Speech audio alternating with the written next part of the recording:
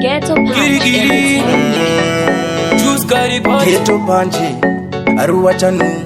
ya mnecha Oka vibes again Mupenyu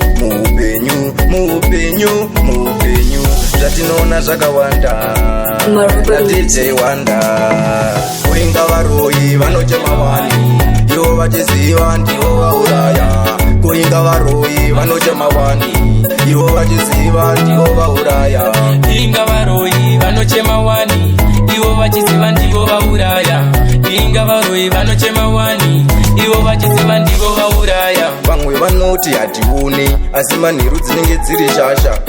Vamwe vanoti hatigone kufamba asi manheru dzinenge dziri mhenya Vanoti chembere asi manheru dzinenge dziri mhandara Ndatindofira kureva vaida kumbondidzikisira Haruwa chano Kuinga varoi vanochema wani Ivo vachiziva ndivo vauraya Kuinga varoi vanochema wani Ivo vachiziva ndivo vauraya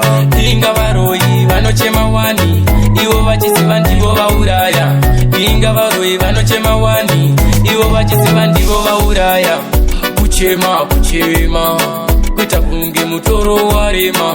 Ivo vachiziva ndivo vauraya Vafeya vazhinji vacho ive vakaromba Avarare mune dzavo dzimba Vanenge vachinanzwa nekamba Chikwambo vatori nenchumba Kuinga varoi vanochema wani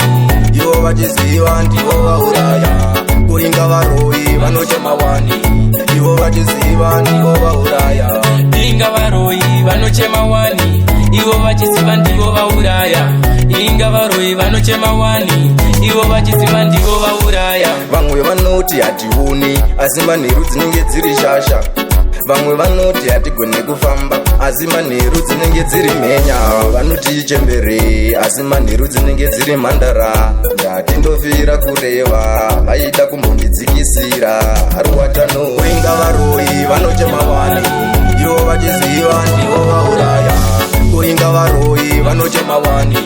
Ivo vachiziva ndivo vauraya Inga varoi vanochema wani Ivo vachiziva ndivo vauraya Inga varoi vanochema wani Ivo vachiziva ndivo vauraya Kuchema Kuita kunge mutoro warema Ivo vachiziva ndivo vauraya Vafeya vazhinji vacho ive vakaromba Avarare mune dzavo dzimba Vanenge vachinanzwa nekamba Chikwambo vatori nenchumba